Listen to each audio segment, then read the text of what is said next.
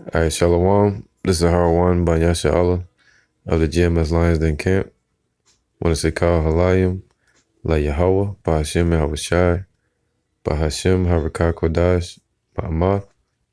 Double honor to the elder apostles of GMS and their elders.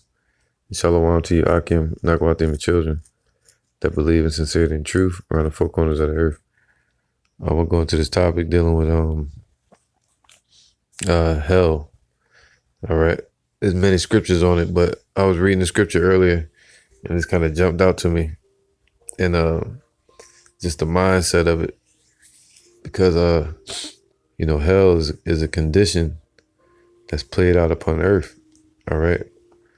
And ultimately the grave is hell, the ground. And you had something called Dante's Inferno, which was a poem that was written, I think it was around the 1600s, if I'm not mistaken, between 14 and 1600s. It was a poem. It was basically vain jangling, vain thoughts of what you call a poet, an Edomite that wrote a poem, and he wrote about the Greek mythology and pagan form, pagan mindset dealing with purgatory and what they call hell, right? What it was called Dante's Inferno, a place where you burn forever, or whatever, But anyway, so I don't want to get too deep into the topic dealing with the hell topic, but I just want to read the scripture. It kind of jumped out to me while I was reading earlier. And Wisdom of Solomon 16:13. For thou hast power of life and death. Thou leadest to the gates of hell and bringest up again. All right. Now that right there is a parable. Because for thou hast power of life and death, and that's twofold. The Most High does control. Let me get that. This is Psalm 68:20. He that is our God is the God of salvation, and unto Yahweh belongeth the issues from death. All right. So this is Deuteronomy 32:39. See now that I, even I, am he, and there is no God with me, and I kill, and I make alive, I wound, and I heal, neither is there any that can deliver out of my hand. All right, so he was letting his people know that there's no, all these false gods upon the earth that man worships, their imaginations. They don't exist. It's only Yahweh and his son. All right. And unto them belongeth the issues of death. All right. This is John 5:22. For the Father judgeth no man, but have committed all judgment unto his son. All right. So the Most High gave that power over to his son. Yahweh is the true power, the only power, man. And he gave the power of life and death to Yahushua, and the power to forgive sins. It says that all men should honor the Son, even honor Yahushua, even as they honor Yahweh. He that honoreth not Yahushua honoreth not Yahweh, which have sent him. See, just like if you don't hear the voice of a prophet, then you're not hearing the voice of Yahushua. If you're not hearing Yahushua, then you're not hearing Yahweh. So if you don't honor Yahushua, kiss the Son lest he be angry, and you perish from the way. All right. It says, verily I say unto you, he that heareth my word and believeth on him that sent me have everlasting life. So through believing, we're able to have access to everlasting life, man, which is this truth, and ultimately to live forever and be perfect in the kingdom. All right. to have access to Yahushua, the tree of life, wisdom, and having new bodies one day, righteous. It says, and shall not come into condemnation, but is passed from death unto life, right? So, if and that's what he means by the power of a life and death twofold to be,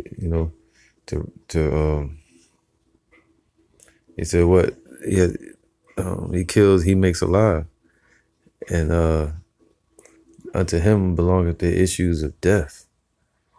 All right, so that's twofold. You have the physical death, and you have physical being alive. You have death of a nation and being alive as a nation, and ultimately, matter of fact, this is John 11:25, and this was after the death of Lazarus, when he had died, and Yahushua prayed to the Father to send his spirit back, and he sent the spirit back, and Lazarus came back to life. John 11:25, Yahushua said unto her, I am the resurrection and the life. He that believeth in me, though he were dead, yet shall he live. And whosoever liveth and believeth in me shall never die. Believest thou this? All right, so the ones that believe in Yahushua, you really never die. One meaning you'll never be back, you'll never fall back into the congregation of the dead again. All right, Proverbs 21:16. The man that wandereth out of the way of understanding shall remain in the congregation of the dead. So if you believe in Yahushua, you won't be in that congregation of the dead, spiritually dead from the truth, and ultimately to die physically. All right, to die physically, that's given to really all humanity, but the hopeful elect have a chance and a hope of immortality to live forever. All right, to be delivered from physical death, as we are delivered from spiritual death already. All right, and as a nation, we'll be delivered from the low condition that we're in the resurrection of our nation. All right, this is Revelations 20:4. And I saw thrones, and they that sat upon them, and judgment was given unto them. And I saw the souls of them that were beheaded for the witness of Yahushua. And that happened to us 2,000 years ago. And, this time, this is a deliverance.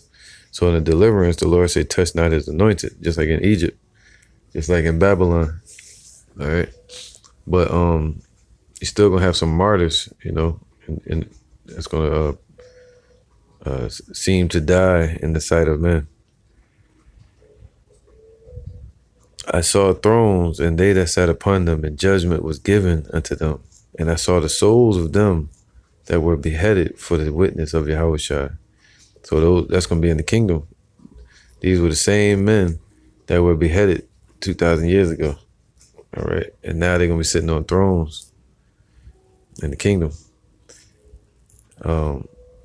And which had not worshipped, and for the word of Yahweh, and which had not worshipped the beast, Tomanedo, Esau, neither his image, his system,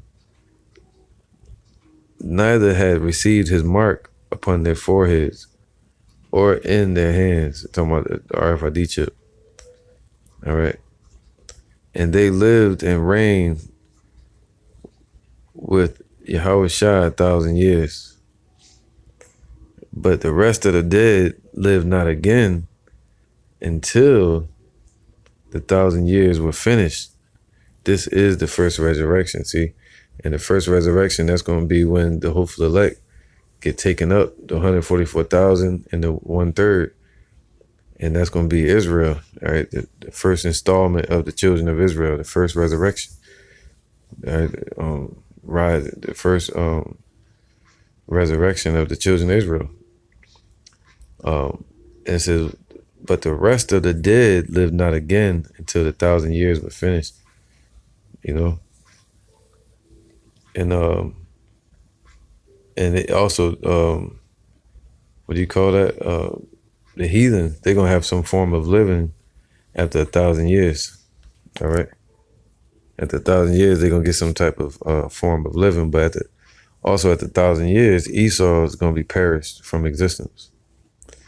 So this is the first resurrection. Blessed and holy is he, so set apart is he that have part in the first resurrection. On such the second death have no power, but they shall be priests of Yahweh and of Yahweh Shai, and shall reign with him 1,000 years. And to reign is when you're gaining the kingdom and putting everything in place. That's to reign, you know. And to indulge is to sit down and eat the fruits of your labor. And that's going to be the kingdom after 1,000 years, to indulge in it. But this 1,000-year period going to be a reigning period to take the kingdom and put it, reestablish the kingdom under Yahweh Ba'ashem Yahweh Shai, under the tabernacle of King David. So that's the first resurrection of the nation of Israel, being risen up out of this low condition that we're in, all right, and being brought down to a hell upon the earth. That's the condition. All right, Deuteronomy 28:43. The stranger that is within thee shall get up above thee very high. See, that's heaven. That's what it means when it's talking about a heavenly state upon this earth, being rich, high, lifted up, lofty, you know. And thou shalt come down very low. And we became very low, and that's in hell, in a low condition. All right. And you also have the grave as well, you know, Sheol, or in the Hebrew, Sheol. I'm gonna get that as well. But you have a condition that's played out to where we're in hell right now. This is hell for the children of Israel. All right, just like when we were in Egypt, it was called what? The iron furnace. And that was a place of judgment for us, man, and deliverance. So as I was reading in Wisdom of Solomon 16 and 13, it says the Lord has the keys, power over life and death. So that's twofold, you know, like a multi-faceted statement to complex statement, to where you have the life and death of a nation, the life and death of a person, and the life and death of a spirit, to where they're spiritually dead or spiritually awoken. All right. And, you know, sin and wisdom, righteousness, you know, sin is death, and you have righteousness is life. And you also have the dead being these heathens, you know, and 2/3 of our people. And the ones that are awoke and believe in Yahweh Ba'ashem Yahweh Shai, they represent life. So the stranger that is within thee shall get up above thee very high, and thou shalt come down very low. He shall lend to thee, and thou shalt not lend to him. He shall be the head, and thou shalt be the tail. And that's Jacob and Esau. All right, Esau became the head, and Jacob became the tail. All right, to where say Esau was gonna be the end of the world, and Jacob was gonna be the beginning of it that follows. Why? Because that's when Lucifer gonna fall. These Illuminati, these heathens, they're gonna fall to the earth, meaning into their low condition, like lightning, real fast. All right, lose all their wealth and riches and lofty position, all right, habitation. All right, Jude 1 and 6. And the angels which kept not their first estate, them angels are talking about us, the sons of Yahweh, but left their own habitation, meaning being righteous, all right, being lifted up.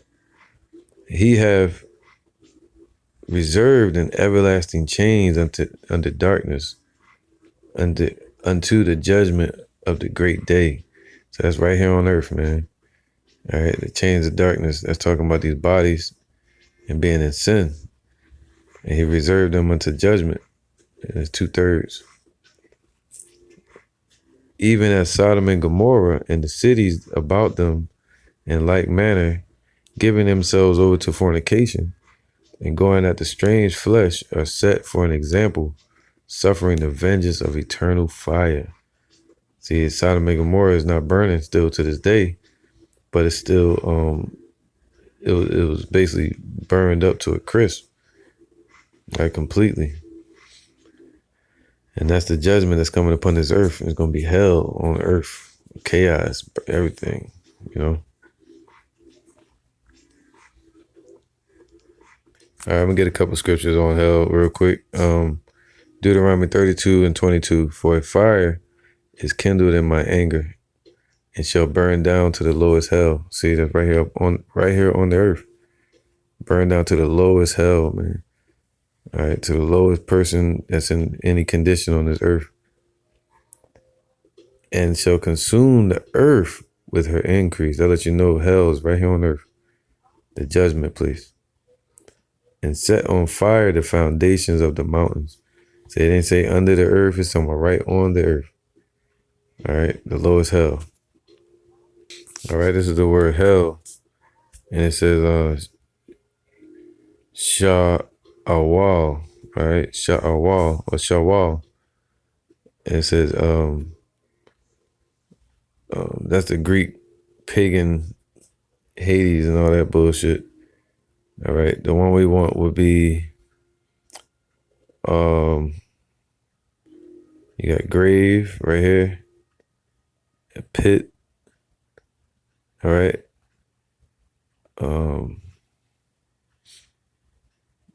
All this right here is all BS.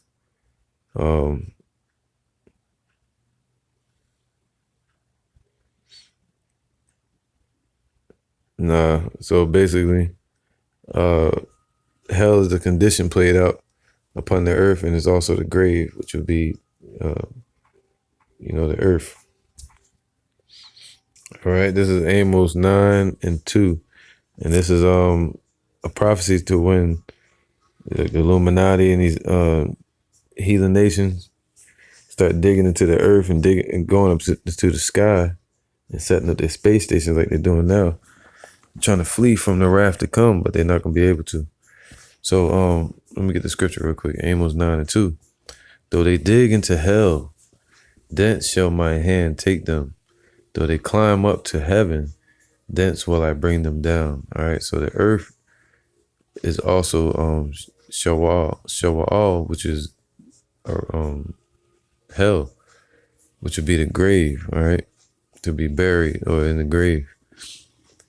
Now, buried among the dead or the dead condition. Now you have upon the earth, hell is a condition. All right. This is Habakkuk 2:5. Yea, also because he transgresseth by wine. This is Esau and the illuminated ones. He is a proud man, right? Esau is a proud man. Neither keepeth at home.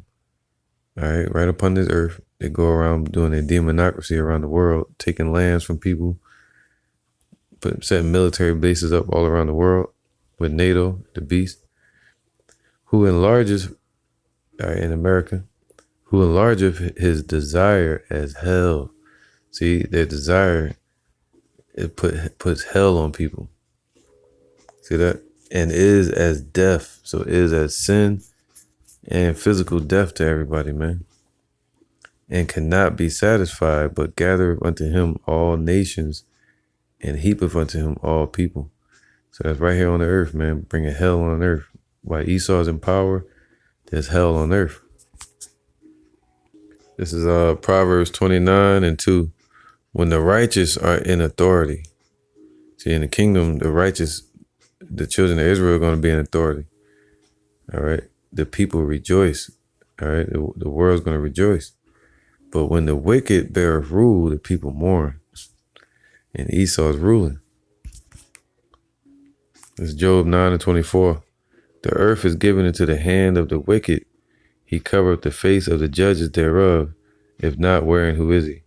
So with Esau ruling right now, the so-called white man, and the system that they set up around the world, then there's nothing but hell on earth, man. All right, it's like nothing but the dead upon the earth. All right. So I'm gonna get back to that scripture now. Wisdom of Solomon 16:13. For thou hast power of life and death. All right. Thou leadest to the gates of hell and bringest up again. And that hell's right here upon earth. See, he led us into Egypt. And that's what this is talking about right here. You know, condition. He led us into that condition, that judgment, that iron furnace, and he brought us out of that. So he led us into America, and he's the one who's going to bring us out. Romans 8:6, it says, for to be carnally minded is death. All right, so to be trapped in a carnal mind and to be to not be spiritual or to be aware or inspired, right? To be chosen, to be anointed by the Spirit of Yahweh Bashim Yahushai. If you're not that, then what? You're carnal minded. You're still among the congregation of the dead. You know, and that's because Yahweh Bashim Yahushai have the power over life and death. And they didn't choose you. For to be carnally minded is death, but to be spiritually minded is life and peace. All right, so you have a physical life and a physical death, and you also have a spiritual life and a spiritual death. Because the carnal mind is enmity against Yahweh, for it is not subject to the law of Yahweh, neither indeed can be. So then they that are in the flesh cannot please Yahweh. This is 2 Ezra 9:22. Let the multitude perish that was born in vain, and let my grape be kept and my plant, for with great labor have I made it perfect. All right, so all these nations and 2/3 of our people are all born in vain, and they're going to perish. They're set up to perish. All right, so the Lord, matter of fact, this is John 12:37. It says, but though he had done so many miracles before them, yet they believed not on him. All right, so they didn't believe, but the Most High, orders our steps. All right. So they didn't believe because the Lord didn't want them to believe. The Lord chose who he chose from the beginning. So he had the power over life and death. All right, I already showed that he has the power over life, physical death, and spiritual life and spiritual death. Now, show you that he has the power to keep you asleep upon the earth, like walking around like a zombie. It says, but though, verse 38, that the saying of Isaiah the prophet might be fulfilled, which he spake, Yahushai, who have believed our report, and to whom have the arm of Yahushai been revealed, right? Even to this day. Who is it? Wisdom of Solomon chapter 5. How is that brother counted among that number? You know, we're going to find out in that day. It's going to be known who his chosen are. Therefore, they could not believe, because that Isaiah said again, he have blinded their eyes and hardened their heart, that they should not see with their eyes, nor understand with their heart, and be converted, and I should heal them. So the Most High blinded them. All right. And kept them asleep. Dead, didn't raise them from the dead, you know. Now, the condition, matter of fact, let me get that real quick. All right, now I'm gonna just get this one precept with this topic dealing with hell. King David was in a hell situation right here upon the earth, you know, and it's affliction and adversity. And it says, Psalms 116, I love Yahweh because he have heard my voice and my supplication, because he hath inclined his heart unto me. Therefore will I call upon him as long as I live. The sorrows of death compass me. All right, and that's twofold. The sin, there was sinners around him, and it was, nothing but death. All right, and the pains of hell got hold of me. I found trouble and sorrow. You know, so the pains of hell got hold of me. So that's adversity and affliction of being in a low condition, you know. Ezekiel 22 and 16 or 18. Son of man, the house of Israel is to me become dross. All they are brass and tin and iron and lead in the midst of the furnace. They are even the dross of silver, meaning like the scum, right? Our people have become scum, lowly, all right? And the Lord look at us like vessels. That's what they call it, silver, tin. He put us in ranking. One is above another, more precious than another. You know, he said of one vessel above another. Raiseth one to honor, one to dishonor. Therefore, thus saith Yahweh power, because ye are all become dross, behold, therefore I will gather you into the midst of Jerusalem, as they gather silver and brass and iron and lead and tin into the midst of the furnace, to blow the fire upon it, to melt it. So will I gather you in mine anger and in my fury, and I will leave you there and melt you. Shit. And that's like today, man. He said he's going to melt 2/3 of our people. He says, yea, I will gather you and blow upon you in the fire of my wrath, and ye shall be melted in the midst thereof. Now, a reflection of that happened around 1445 or so, around that time, or 55, when the Exodus happened. All right, before the Exodus, when we were in Egypt. All right, the Lord led us into Egypt during the times of Joseph, when there was a famine in Jerusalem, in the lands. And ultimately, he brought us out with his anointed one, Moses, at that time. Deuteronomy 4 and 20. It says, but Yahweh have taken you and brought you forth out of the iron furnace. See? And that's a condition, man. It represents iron, harsh punishment, harsh adversity. And that's what we go through today. To where we're being tried as gold is tried in the furnace of adversity. The furnace. All right? The pains of hell. But Yahweh have taken you and brought you forth out of the iron furnace. So he brought us out of Egypt, and he's going to bring us out of this Egypt as well. Even out of Egypt, to be unto him a people of inheritance, as ye are this day, even to this day. And where we're set up to be delivered from the second Egypt. All right. This is Isaiah 11:11.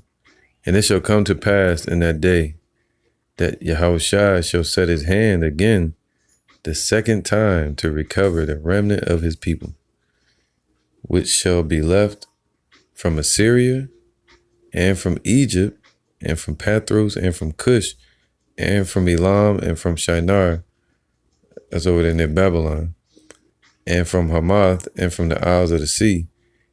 And he shall set up an ensign for the nations and shall assemble the outcasts of Israel and gather, meaning the outcasts, meaning foreigners, the Gentiles of Israel, meaning the Israelite Gentiles, the Israelite foreigners, and gather together the dispersed of Judah from the four corners of the earth.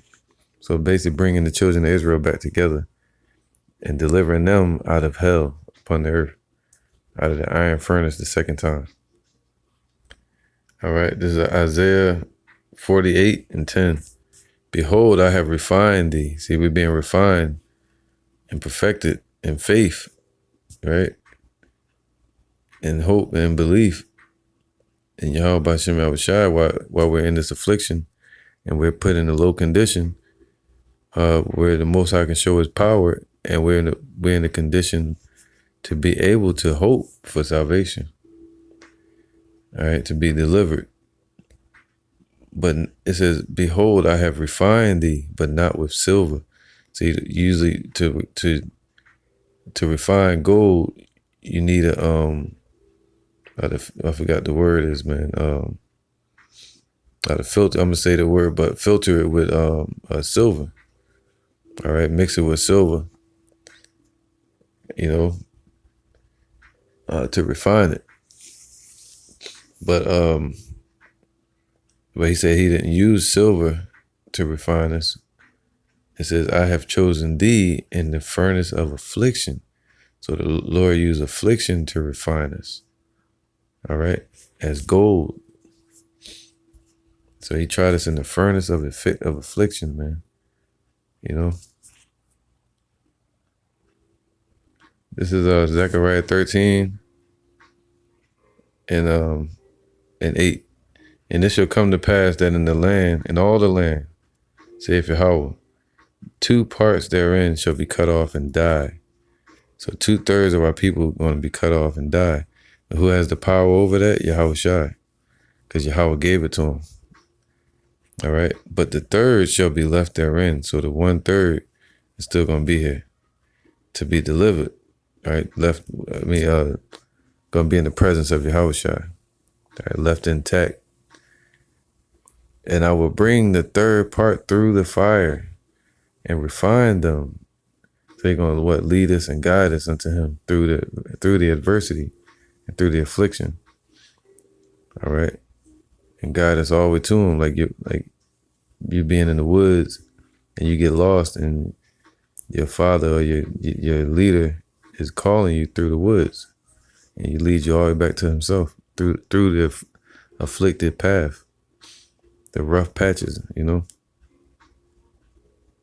by the time you get there, you get stronger because you had to walk through the path, yourself.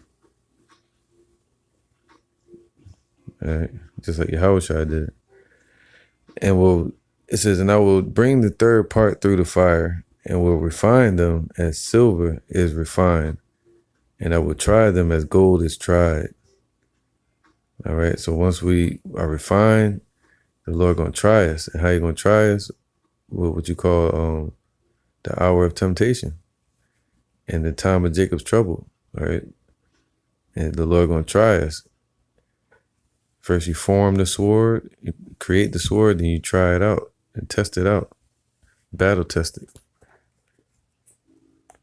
And they shall call on my name, all right? We're being tested now. And we calling on the name of Yahushua, and I will hear them, and I will say, it is my people, and they shall say, Yahweh is my power. And that's what we're saying today. And when Yahushua shows up, that's what he's going to say. He's going to say, that's my people, who? The hopeful elect. And they're going to be delivered unto life, and the rest are going to be delivered to death. And left in what? Hell. Hell's condition upon the earth. And Esau is going to be brought down low, and Jacob is going to be brung up high, up exalted. All right, Isaiah 49:23. And kings shall be thy nursing fathers, and their queens thy nursing mothers. They shall bow down to thee with their face toward the earth, and lick up the dust of thy feet. And thou shalt know that I am Yahweh, for they shall not be ashamed that wait for me. All right. This is Amos 9:11. And that day will I raise up the tabernacle of David that is fallen. See, we're being risen up. And close up the breaches thereof. All right. Meaning seal up the breaches, that only the hopeful elect can get this truth, and the rest going to be blinded. And I will raise up his ruins, and I will build it as in the days of old. And the things that are written aforetime were written for our learning. And the words are for what? Edification and comfort, that they may possess the remnant of Edom and of all the heathen. See, the focus is going to be Edom. And the so-called white man, they're going to be eradicated off the earth. They have a special judgment coming to them, double unto them what they've done to us. And of all the heathen, so the rest of the heathens as well. But they're going to get their form of living, some form of living, status quo, after 1,000 years, which are called by my name, saith Yahweh that doeth this, meaning Yahweh called them heathens. Behold, the days come, saith Yahweh, that the plowman shall overtake the reaper and the treader of grapes, him that soweth seed, and the mountains shall drop sweet wine, and all the hills shall melt. All the government's gonna melt. And I will bring again the captivity of my people Israel, and they shall build away cities and inhabit them, and they shall plant vineyards and drink the wine thereof. They shall also make gardens and eat the fruit of them. All right. So basically, where it said in Deuteronomy, the heathen gonna get up above us very high, and we're gonna get down very low. It's gonna be reversed to where we're gonna be brought up high and exalted, and these nations and Esau are gonna be brought down low into hell upon the earth. Isaiah 14:2, and the people shall take them. Who is that talking about? The children of Israel are going to take them. All right, take these nations. Just like you take a cup off the table. Just like Esau took us and put us in slavery. We're going to take them and put chains around their neck. All right, thus saith Yahweh B'Shem Yahushua, once he gives us that power and ability to do so. He said, wait ye upon me till I rise up to the prey. And the people shall take them and bring them to their place. And the house of Israel shall possess them, and the land of Yahweh for his servants and handmaids. And they shall take them captives, whose captives they were, and they shall rule over their oppressors. All right, so they're going to what? Take them and bring them to their place, meaning bring them down low, bring them lowly.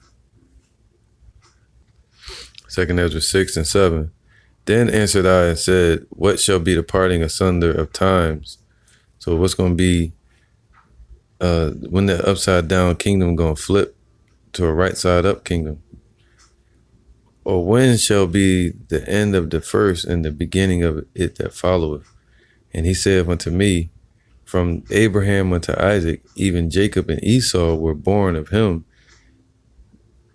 When Jacob and Esau were born of him, Jacob's hand held first the heel of Esau, for Esau is the end of the world, and Jacob is the beginning of it that followeth. So that represented Esau getting up above us very high, and Jacob being low, and us bringing them down when the Lord lifts us up and exalts us in that day. When the Lord brings Esau down, we're going to help pull him down too. 2 Peter 3:13. Nevertheless, we, according to his promise, look for new heavens and a new earth, wherein dwelleth righteousness. All right, so that's what it's talking about, where it says heaven and hell. You know, the nations were lifted up and exalted and lofty, and they're going to be brought low by the spirit and power of Yahweh Ba'ashem Yahushai. All pride is going to be brought low. And what? And the children of Israel are going to be lifted up, and righteousness upon the earth. Righteousness is going to be exalted, and wickedness is going to be put down. Revelations 1:17. And when I saw him, I fell at his feet as dead. And he laid his right hand upon me, saying unto me, Fear not. Fear not. I am the first and the last. I am he that liveth and was dead. And behold, I am alive forevermore. So he literally has power over life and death, physical life and physical death, spiritual life and spiritual death, and have the keys of hell and of death. So the Most High gave those keys to Yahushua. All right. This is Revelations 20:11. And I saw a great white throne, and him that sat on it, from whose face the earth and the heaven fled away, and there was found no place for them. All right. And that throne judgment is happening now. All right, righteous judgment. We're coming into that time. I saw the dead, small and great, stand before Yahweh, and the books were open. And it's talking about the spiritually dead. All right, it's a parabolic right here. Another book was open, which is the book of life. All right, and the dead were judged out of those things which were written in the books according to their works. All right, so the dead, spiritually dead, is talking about, according to their works, being wicked. So they're going to be judged according to that upon this earth. And the sea gave up the dead which were in it, and death and hell delivered up the dead which were in them. And they were judged every man according to their works. All right, so the Lord gonna make a division between the sheep and the goats in that day. And the ones that are righteous, they're gonna be judged unto life, and the rest are gonna be judged unto death. All right, they're gonna have what? And death and hell were cast into the lake of fire. So if death and hell, basically sin, all the sin and the sinners, and that condition of Esau, their riches and rulership upon this earth, is going to be burned up. All right, it says what? And death and hell were cast into the lake of fire. Don't mean it's going to be turned into a lake of fire in America. All right. This great city Babylon, all its riches and wealth and wickedness, and pride is going to be what brought low. This is the second death. So that's what let you know it's talking about. It says, and whosoever was not found written in the book of life was cast into the lake of fire. So that's why it says whosoever. All right. This is Psalms 105:10. Now this is when we went into the iron furnace, or Egypt. And the Lord, he led us to the gates of hell and brought us out, led us into the iron furnace. He's going to bring us out. And he led us into Babylon, this Egypt, and he's going to bring us out. All right. Psalms 105 and 10. And confirmed the same unto Jacob for a law, and to Israel for an everlasting covenant, saying unto thee, will I give the land of Canaan, the lot of your inheritance. When they were but a few men in number, yea, very few, and strangers in it. And that's when the Philistines and the Canaanites were in that land. All right. And the Lord chased 1,000 with just 10 men or 100 men during the time of Joshua and Caleb. When they went from one nation to another, from one kingdom to another people, he suffered no man to do them wrong. Yea, he reproved kings for their sakes, saying, touch not mine anointed, and do my prophets no harm. And he did that in East deliverance. During Babylon, he delivered Jeremiah, Habakkuk, right, and Ezekiel, and Daniel, Shadrach, Meshach, and Abednego, so on and so on. He touched not my anointed. And in these times, he's saying, touch not my anointed. He's going to protect his hopeful elect. It's going to be known who the chosen are. All right, we're going to go through some hell, but still, like Jeremiah, he was put into a dungeon. And through that, he was delivered. We may be put in the concentration camps, and through that, we'd be delivered. Who knows? All right, we got to trust Yahweh by Shem Yahushai. Saying, touch not mine anointed, and do my prophets no harm. Moreover, he called for a famine upon the land. He brake the whole staff of bread, and he did that to Israel. All right, the children of Israel. He sent a man before them, even Joseph, who was sold for a servant, whose feet they hurt with fetters. He was laid in iron until the time that his word came. The word of Yahweh tried him. All right. And it's like we're going to be tried in these times. The king sent and loosed him, even the ruler of the people, and let him go free. He made him lord of his house and ruler of all his substances, right? Because the Most High gave Joseph the ability to be able to interpret the king's dream about the famine. All right. Verse 22. To bind his princes at his pleasure, and to teach his senators wisdom. So we the ones that taught the Egyptians, just like Abraham taught them in science and things like that. And Daniel was schooling them in even in astrologies, the study of the stars, not astrology like mythology and paganism, but the study of harvest and things like that, and all wisdom. And Joseph, taught their senators wisdom. That's Psalms 105 and 22. It's a cut on you Egyptians. Now here to the point. Israel also came into Egypt, and Jacob sojourned in the land of Ham. All right. And he increased his people greatly and made them stronger than their enemies.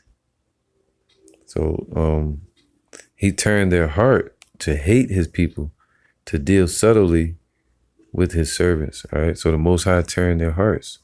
So he controls them, man. He controls the knob on the stove to turn up the heat and turn down the heat. He controls the sword. That's why we pray that the Most High deliver us from his sword, which are the wicked. Deliver us from the wicked, which is thy sword. All right, and make us his sword against them. All right, I'm gonna read this. Isaiah 41 and 10. Fear thou not, for I am with thee. Be not dismayed, for I am thy power. All right.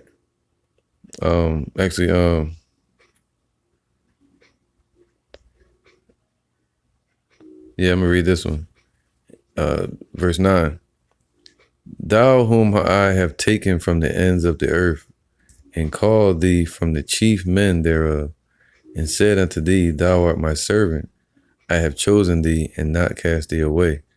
Fear thou not, for I am with thee. Be not dismayed, for I am thy power. I will strengthen thee. See, the Most High gonna strengthen us in that day. Yea, I will help thee. Yea, I will uphold thee with the right hand of my righteousness. So righteousness is going to be exalted, and wickedness is going to be confounded and brought low into hell. Behold, all they that were incensed against thee shall be ashamed and confounded. So all these nations that were against us, 2/3 of our people are going to be what? Brought low. But the children of Israel are going to be in the kingdom, though. You know, that's a whole nother topic, but they're going to be brought back as children. They shall be as nothing. So these nations are going to be as nothing. They're going to be brought low, as the dust, as the mire of the street, you know, as hell, as the grave, as the ground. And they that strive with thee shall perish, you know, and they're going to fall. That's why I say, you saw Lucifer fall to the earth. And in the Hebrew, it would be Napoleon, which would be fallen ones. You know, because we became the fallen ones in 70 AD when we was cut off as a nation. And now Esau is going to be cut off. They're going to have their fall. All right, great was the fall of them. All right. They're going to say Babylon is fallen, is fallen. Behold, all they that were incensed against thee shall be ashamed and confounded. And that's how they're going to be in the kingdom. They're going to be ashamed and confounded. The rich man begging for a taste of freedom, but they ain't going to get it, or mercy. All right. Thou shalt seek them. They shall be as nothing. And they that strive with thee. All right. Where was it at? Verse 11. And they that strive with thee shall perish. They're going to go into perdition. Thou shalt seek them and shall not find them. Yeah, you look for Esau, you ain't going to be able to find them. You look for Babylon, you ain't going to be able to find it. It's going to be like Sodom and Gomorrah. Even them that contended with thee, meaning what? Contender meaning Satan, adversary, the Antichrist, right? Adversaries to the truth, to Yahushua. They that war against thee shall be as nothing and as a thing of naught. And the Lord said he delivered us over into the hands of our enemies. He delivered us into hell. For I, Yahweh, thy power, will hold thy right hand, meaning guiding us through the Spirit. Like you guide your son, you carry him by his right hand, right? But it's spiritually speaking, in righteousness, saying unto thee, fear not, I will help thee. Fear not, thou worm, Jacob. See, a worm represents something being lowly and helpless. All right, and then mingling amongst the dead. But the Lord is going to raise us up into that butterfly from being a caterpillar or a worm. And ye men of Israel, I will help thee. See, that's the worm, the men of Israel. I will help thee, saith Yahweh, and thy Redeemer, the Holy One of Israel. So Yahushua is going to redeem us and bring us out of this captivity, this second Egypt, you know, to where we've been brought into by slave ships this time and through enslavement by the hands of Esau. And we're going to be brought out and delivered in chariots and by our King Yahushua.